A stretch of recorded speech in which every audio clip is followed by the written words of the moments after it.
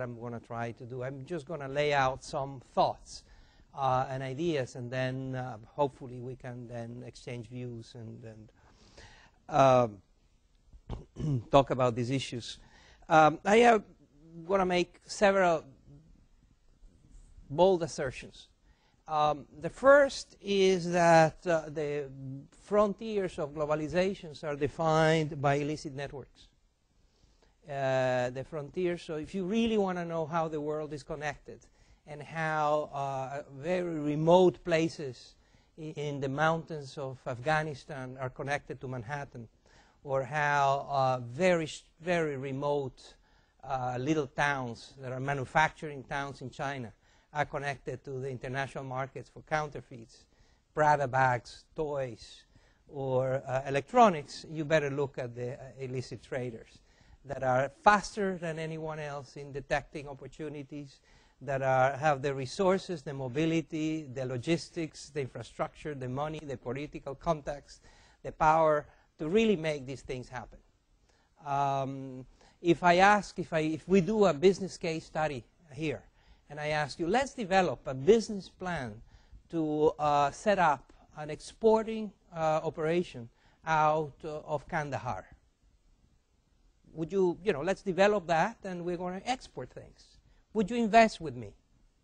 Well, we will go, and you entrepreneurial business school students that you are, you would go and do the due diligence and look for details and look at and then discover that it's impossible. That you would not invest in a business venture in Kandahar or in some places in Bolivia. Yet, there are entrepreneurs that every day make billions, not billions, that every year make billions of dollars in sales around the world, exporting from places like Kandahar that are unreachable, dangerous, not well connected in a formal way, but splendidly and very effectively connected in very informal, very powerful, efficient ways. These are of course, I'm talking about the traders, the producers and exporters and distributors of drugs. But you would not be able to run a legal business on any other commodity out of these places. This begins to give you a flavor of the sort of ideas that I think need to be factored into conversations about globalization. So the first assertion is you really want to understand who is at the frontiers of the global integration, the way in which markets and peoples and politics and technology and culture are being tied together and by commerce and other forces. Look at the illicit traders, not just of drugs, but of people, human organs, weapons, drugs, and counterfeited products of all kinds. This means, and this brings me to the point of today's conversation about ethics.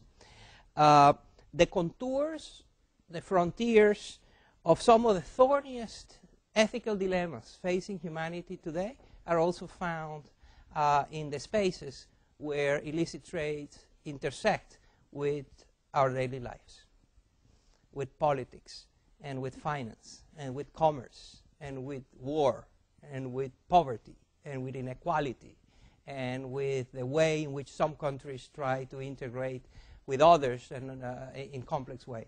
So a lot of the very difficult challenges facing humanity are at the center of these illicit trades.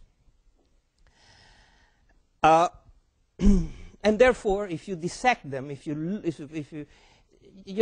I always smile when I hear people talking about corporate social responsibility, which has become, of course, a very important issue. Corporations that have to become corporate citizens, good corporate citizens that should not, pay bribes and should not stain, not dirt the environment and so on.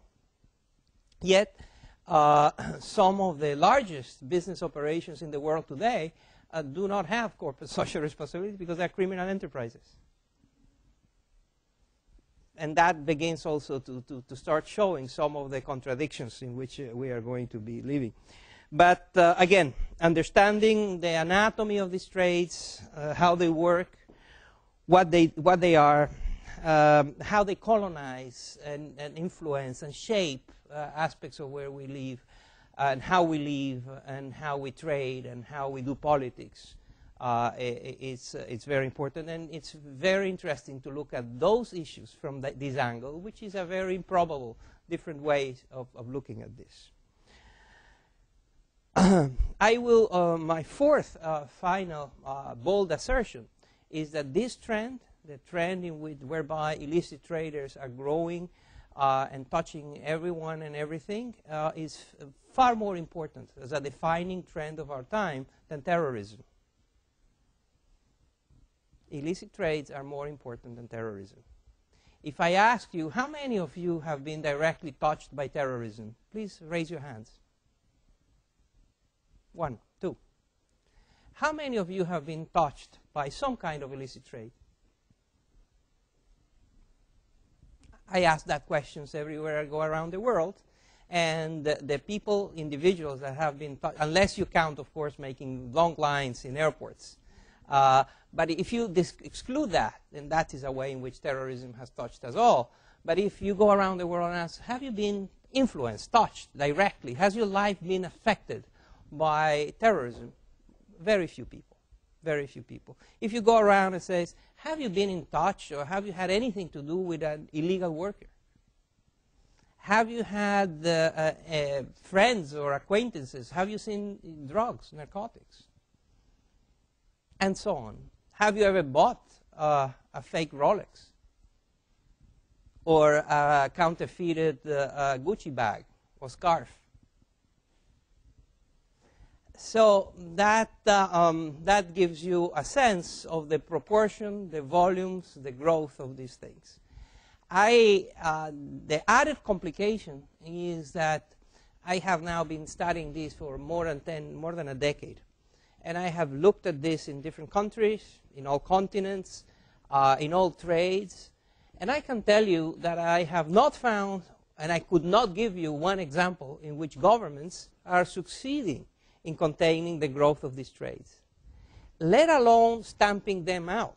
I'm not even suggesting that, show me a government around the world that can claim that for all its efforts has been able to eradicate drug trafficking and consumption, or the trafficking in counterfeits, or the trafficking in illicit weapons, or money laundering. Show me. There's not one.